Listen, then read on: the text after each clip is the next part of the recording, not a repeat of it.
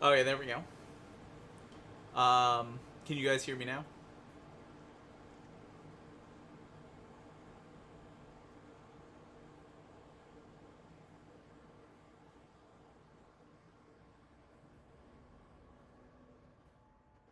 Yeah, I think my microphone got a little unplugged, so I had to plug it in. I was messing around. I basically moved my chair and then moved it back. Um, and by moving my chair, I have like a lamp over here that I have my boom mic on. It's a what do they call it? A standing lamp, a floor lamp, I think is what they might call it. Um, and so I have it on there. But this lamp is the shittiest lamp I found. Like as soon I have a 10 pound what do you call it? It's a 10 pound weight that you would use when you're like doing a bench press. So I have a 10 pound weight just holding this up. Oh, you love lamp machina? You would love lamp. Um, but I have one over here, which let's see if I can get it to come on. Whoa, see lamp. Alright, but yeah, I was moving stuff around, and this lamp is basically just—it's brand new. I bought this, but it's a cheap Walmart floor lamp. But I bought it from Walmart, and I bought my sister the same one, and it's like dog shit. The light doesn't even work that well either. It's just a dog shit lamp. I mean, I'm gonna keep it. I'm not gonna get rid of it, and it's working okay as a mic stand right now. But I think when I was messing with it, I unplugged the mic to get back to the original point. But okay. So today's plan is I'm going to talk about the new Resident Evil Project W update, Chapter 25.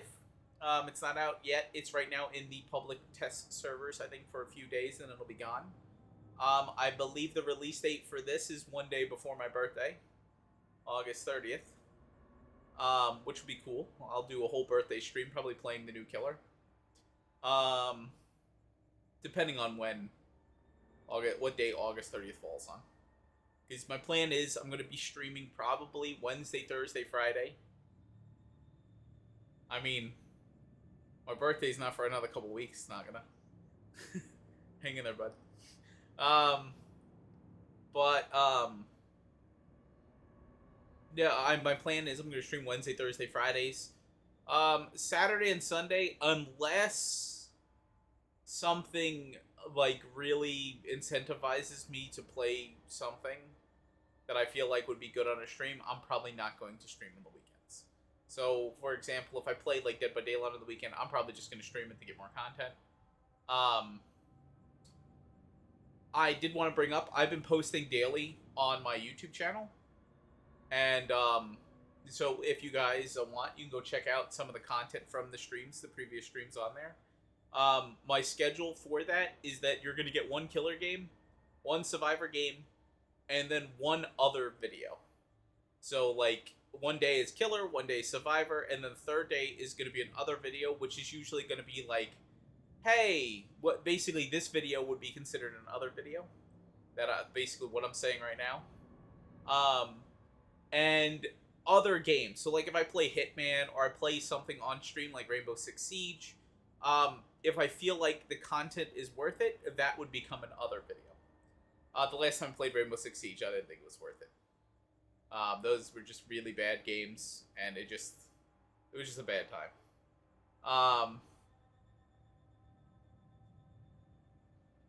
Um, but other than that, I recommend, hey, if you have time, go check out my YouTube. I know, Purple Rabbit, I was surprised that how deep he got into a video on YouTube.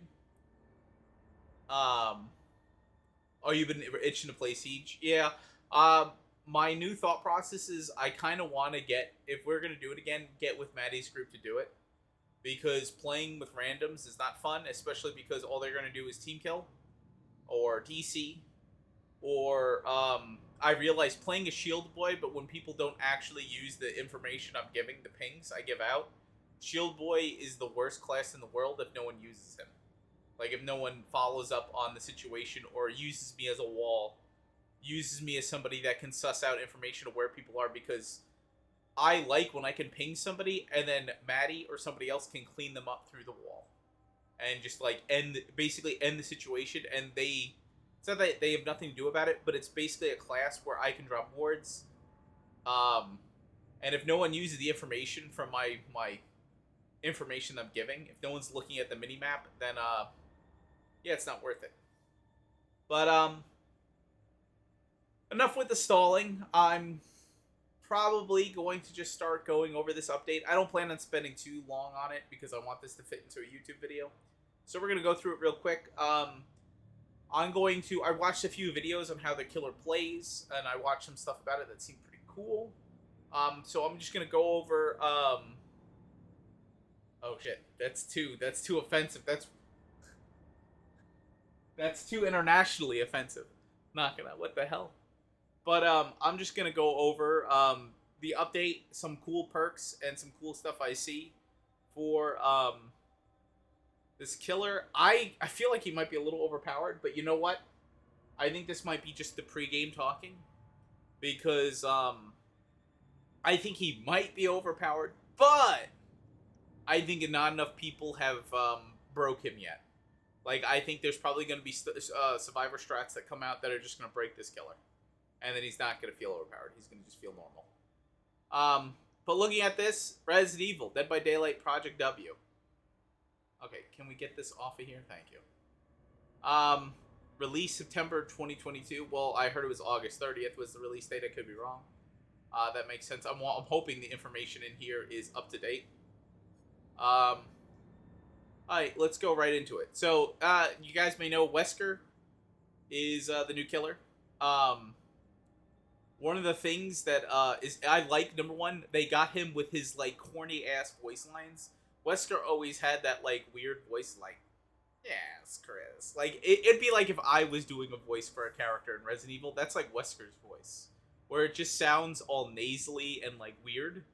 And I'm like, I'm happy they continue doing with his weird voice lines and his weird voice, because like he sounds like a total dweeb, and I think that fits him.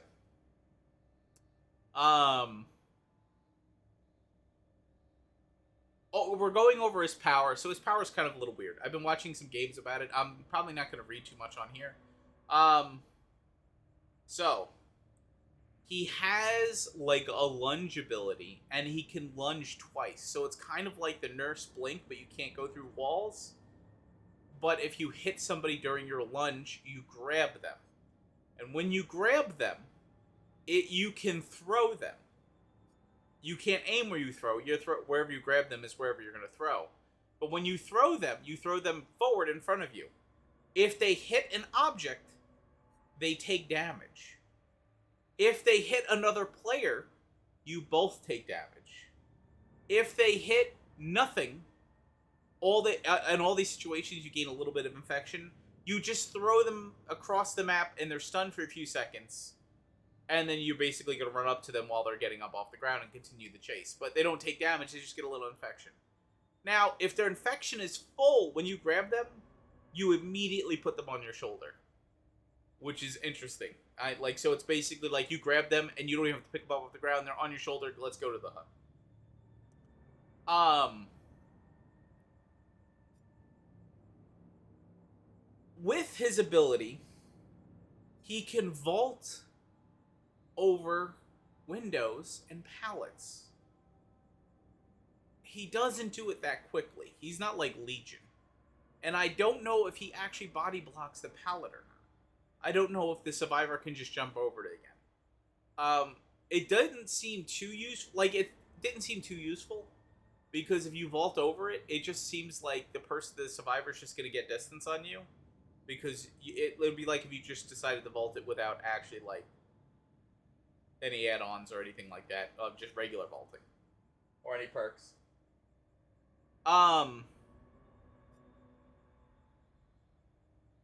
The cool thing about it is not my birthday. My birthday is on the 31st, so it's far away. I was saying that this is gonna get released on my birthday. The infection I like. because it does a 5% movement speed debuff when somebody is fully infected. Oh, wait. Survivors afflicted with infection. I always assumed it was fully infected. Now I'm wondering if that's the case. I wonder if you have a little infection, you're automatically 5% slowed, because that's kind of weird. Upon reaching critical infection, it increases... Oh, okay, never mind. So you get... Interesting. So 5% and then increases to 8%.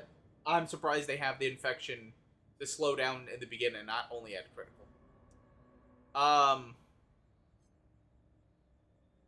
Around the map, like with Nemesis. That's crazy, Maddie. That you have three birthdays, all in a row like that. That's kind of, the birthday parties must have been a little crazy. It's either parents combined them all into one, or they just did them separately, which would have been a nightmare.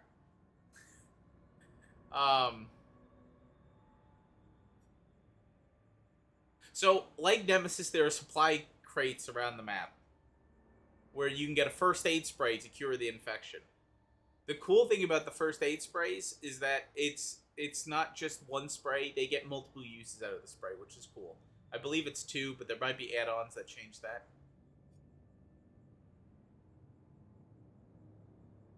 Yeah, that's crazy, Maddie. That would be... You probably have to do them separately with that age difference. Well, it depends on what type of party you're throwing. If you're throwing like a family party, and if they don't really care, then it just doesn't matter. I know that's how it was for me. I don't really care. If I, like, my birthday party is like, I just want to cook a cake, whatever you want to... I don't care about presents. To me, it's just another day. I'm older. I'm an old man. It just means I'm getting older and balder.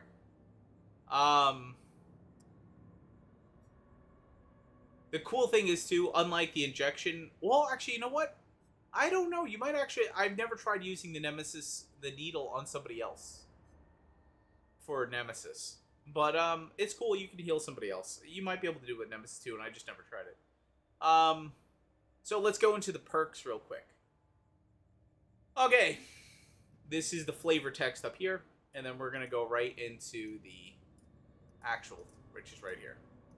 No, I don't want to search anything. Click off. When a survivor performs a rushed vault within 8 meters of you, Superior Anatomy activates, increasing your vaulting speed up to 40% the next time you vault a window. This is kind of crazy because yes, it's like Bamboozle, but it doesn't block the window and it requires someone to do a rush vault. But someone does a rush vault, you immediately vault the window. You get the bonus from this. You immediately vault the window. They did not really get that much distance on you since you're vaulting so much faster. The vaulting a window is something you wouldn't even think about because it's like, oh, they're going to get so much distance. But with this, not that bad. The next one, which I think this one is probably the weakest of the 3 perks, but that does not mean it's weak. I actually think this is a really good perk. But going into the next one, I think is an even stronger perk. While carrying a survivor, the auras of all survivors are revealed when you're within up to 20 meters of your location. So, combine this with like a Starstruck, maybe an Agitation. You have somebody on your shoulder, and it will basically show you anybody that gets into Starstruck's range. You hook that person, and now it's hunting time. Especially with your special ability, you're going to be flying around trying to get them.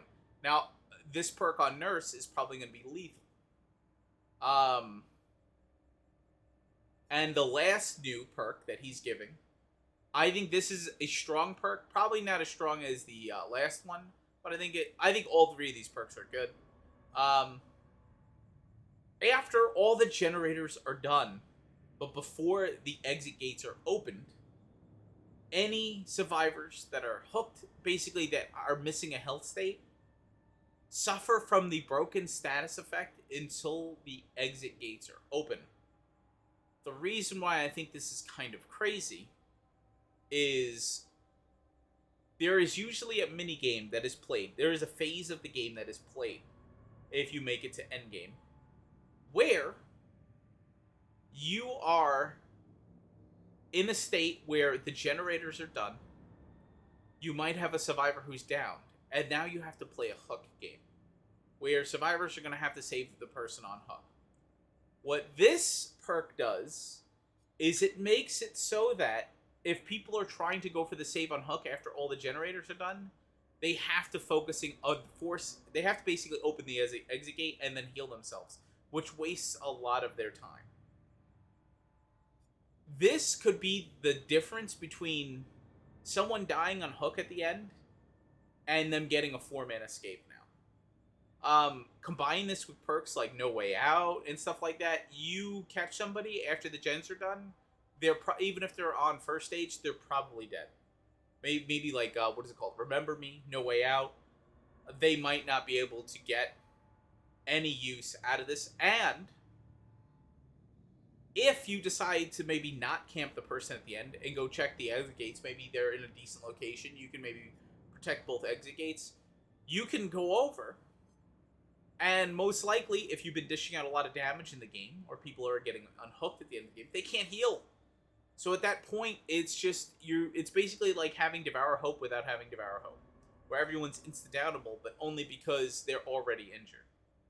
I think this is really good. It's a little situational, because if you didn't injure anybody, then none of this matters.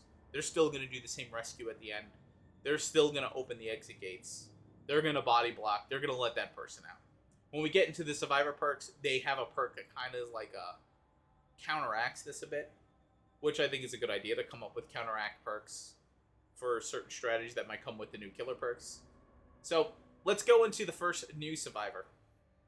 So we have here Ada Wong. I thought this was a good choice for a character. I think Ada Wong is kind of a staple in the Resident Evil series. They're popular enough and they've been in enough games that I think, you know what? They were a good addition to the series. I mean, they're not as big as like a Chris Redfield or a Leon, but they're in that secondary circle of big in the series. I think they were a good addition. I think the concept of bringing Ada Wong in, when I first heard it was Ada Wong and Rebecca Chambers, I was like, what is Ada going to bring to the table? Probably maybe spy perks, very stealthy perks.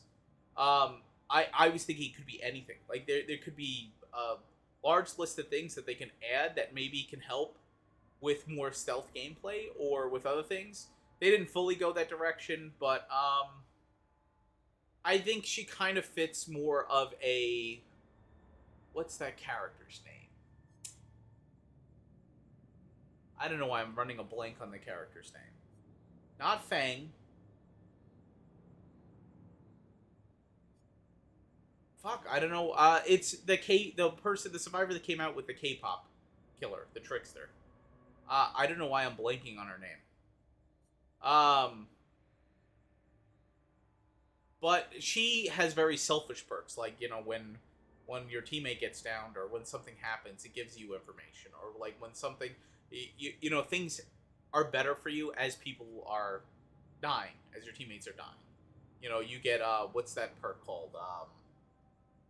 When people are getting hooked, you get stacks that you can spend on a Chen to increase your progress and stuff like that when you land a great skill check. I'm assuming that she was going to have perks like that, because she seems kind of like not a selfless character, but a more selfish character. Yeah, like the more, like there's perks out there, the more your teammates are getting hooked and dying, it's like, okay, but I get bonuses because you're dying. So looking at this now, the first perk, you know, the best way to step ahead is to keep... Okay, so that was the flavor text. After repairing generators for a total of 33%, wiretap activates. I think this perk is going to be really good. Oh, it's only... I thought it was permanent, which stays active for up to 80 seconds.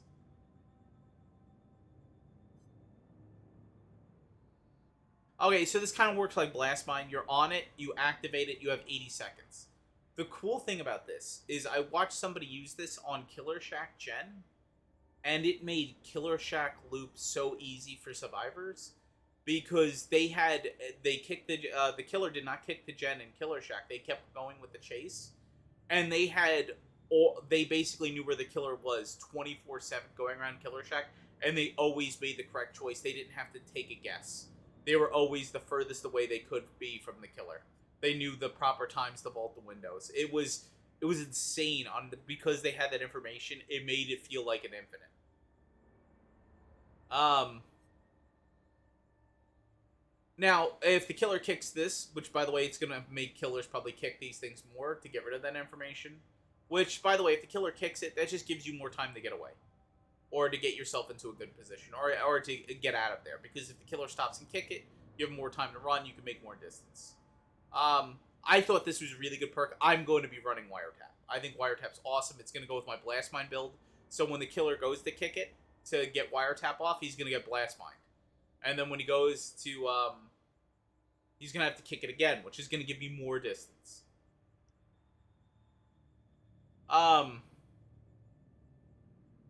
Okay, when a survivor loses a health state within 32 meters of your location, while you're in an injured state, you benefit from the following effect.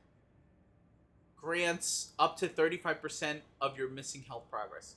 So, this one's weird. I don't know if this one's good. I think it's okay, but I don't know if I would run this perk myself. So basically, if people get injured while you're nearby, you get a chunk of health. Which I can see that being somewhat useful,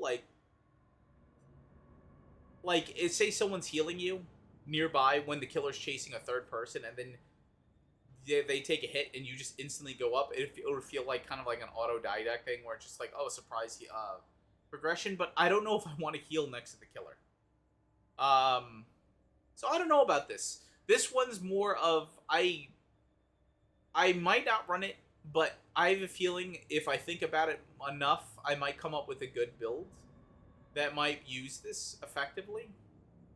But I would have to think about it more. I'd have to sit down and grind it out and try different builds and try things in action.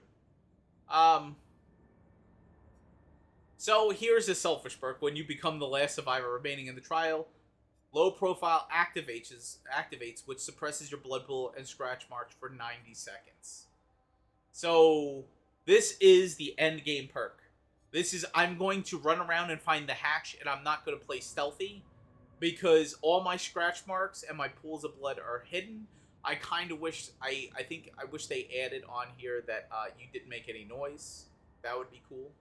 But this is a very I'm going for the hatch game.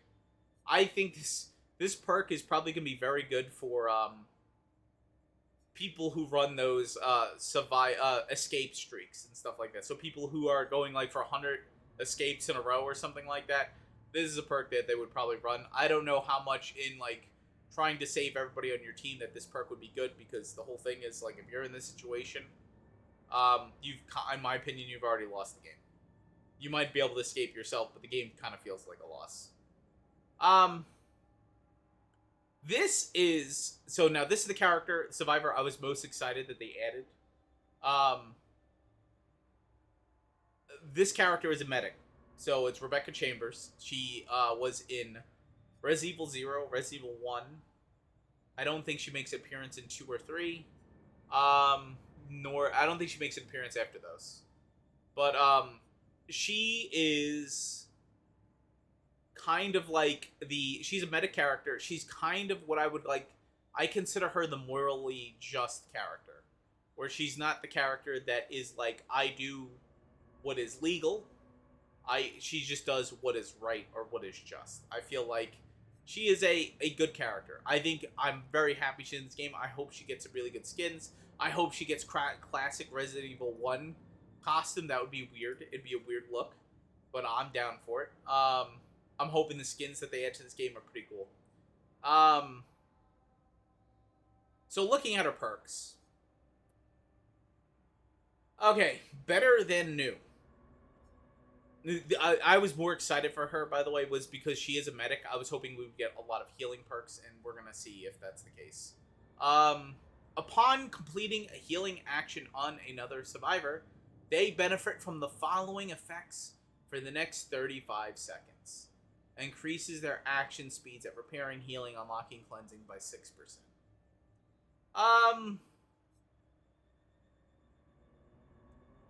At first look, I don't like this.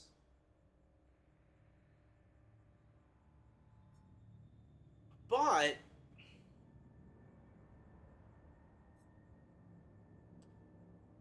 the more I think about it, I think this might actually be really good. Because the first thing I think of, I'm like, oh, okay, I'm going to go do a gen after this. I think this is really good for when you have two injured people next to one another and they're healing. If you have this perk equipped, you're always the one that heals first. And then you have the other person finish up the heal on you. And they will get that 6% bonus on healing you. So, I think that's pretty cool. I think this might be okay. I don't think it's the best. I think you could probably combine it with other things to get increased healing speeds. I think it's not bad. It's not my favorite perk, but it's not bad.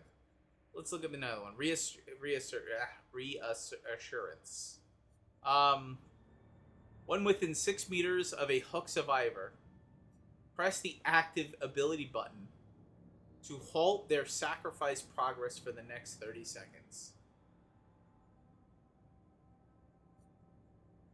Oh.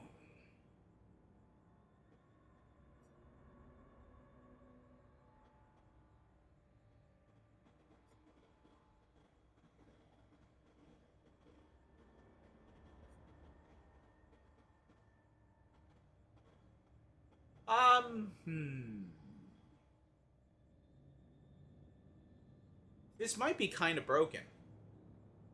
I'm wondering if there's a cooldown on this. The reason why I say that is, what if multiple people are running this perk? And then you just time out your hook pauses. Couldn't it be infinitely? Like, with 2 people, couldn't you just infinitely pause the hook? Which means the person will never die.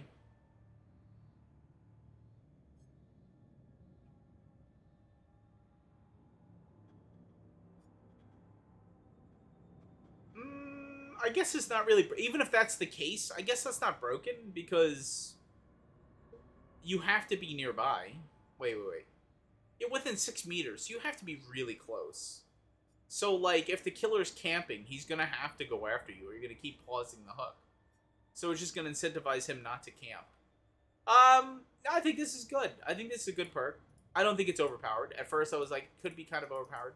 I'm sorry, I didn't mean to click that. This website is ass. You know what? This is pretty good. I think running this causes the killer to force them not to camp and have to lure, like, you're luring them away. You have to get 6 meters, which is kind of close to the hook. You pause it, you're running off. The killer either chases you or has to deal with maybe you coming back and pausing the hook again. While maybe there's 1 or 2 other people doing gens, or if 2 of you are taking turns to keep pausing the hook, one person could just be pounding out gens while this person's not progressing to a dying state. This might be an anti-Bubba build. Because the things that Bubba feed off of when they're camping is you're hooked. And then, he waits for the unhook and then chainsaws both of you. But if you don't actually go for the unhook, he has to chase you, and that could lead to somebody else going to the save. So, technically, you could just have 2 people messing around on the hook. Maybe with a little self-healing with like a med kit or something like that. And they could probably counteract a Bubba with this. That's interesting.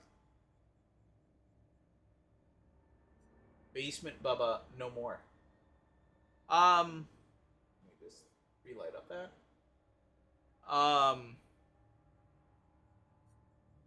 After hitting a great skill check, while repairing or healing, hyper focus gains 1 token. For each token, the following.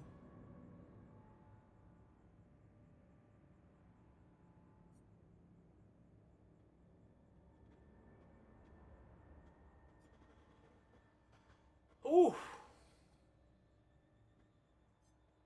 So if you have really good ping, I gotta stop highlighting because it's gonna bring up that stupid message thing.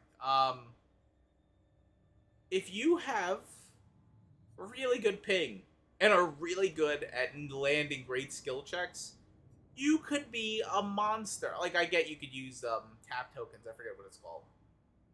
Stakeout, I think it is. I call them tap tokens because that's what it is. You hide near the killer and you get little tap tokens that you can spend on the generator to get great skill checks.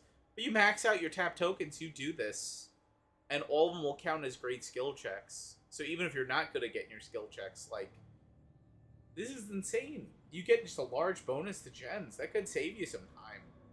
Maybe like 5 seconds, 10 seconds.